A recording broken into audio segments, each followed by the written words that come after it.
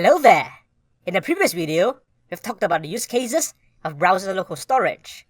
In this video, we'll be creating the registration component where we store the design and the logic of the registration page.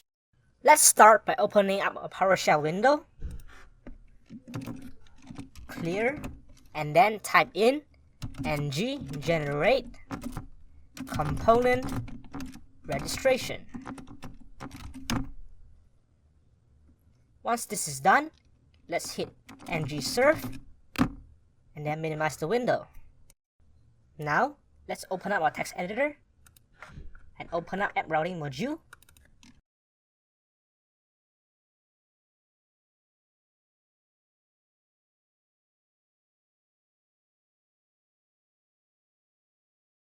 Here, we've imported the registration component and declare it as a route.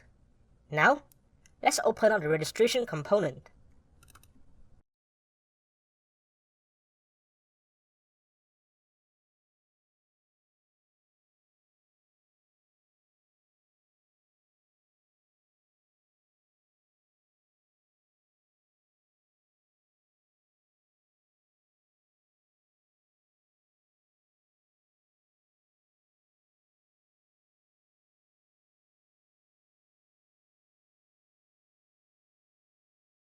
Here, we've imported the REST API service, data service, and Angular router, and declared them inside our constructor. We've also declared the variables name, email, password, password1, is seller, and they will be used inside our registration form later. And the button disabled variable will be used to disable and enable our registration button.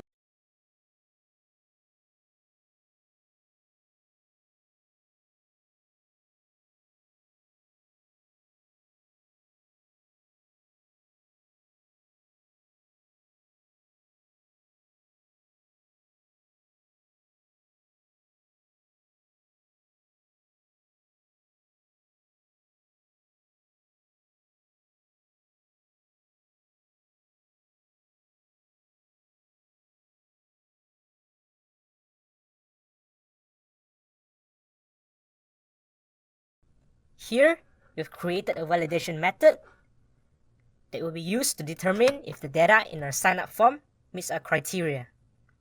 It first checks if the name is empty.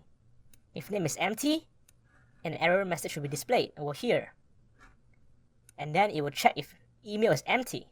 If email is empty, an error message will be displayed. We will check for the password. If it's empty, the error message will be displayed. The confirmation password, error message over here, and finally, you will check if the password and the confirmation password are the same. If they are not, an error message will be displayed, else true will be returned.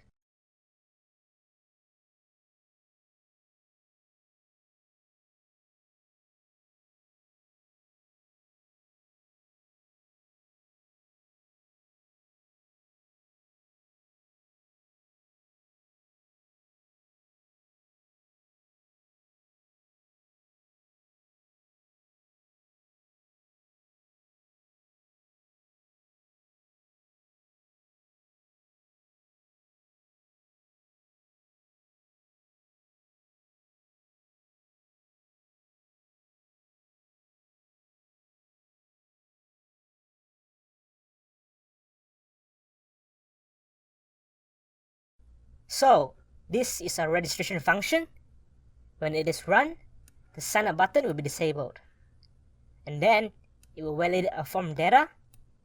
If validation is successful, the name, email, password, and the seller status of the user will be attached as the request body and posted to the link right here.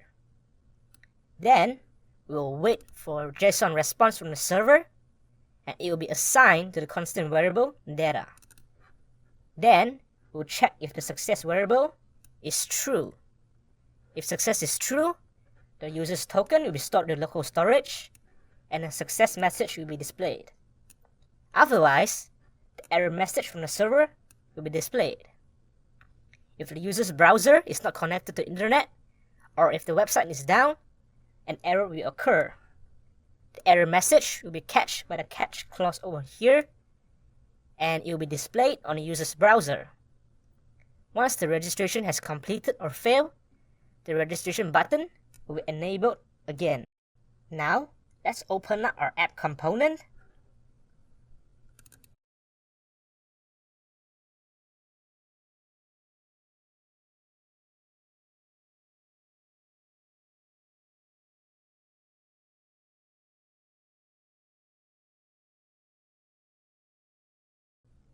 Here, we've imported the Angular router and data service and declared them inside their constructor.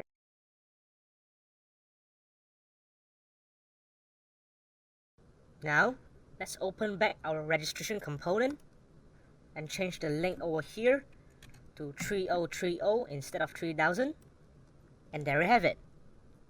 In this video, we've covered the logic of our registration page. In the next video, we'll cover the design part of our registration page.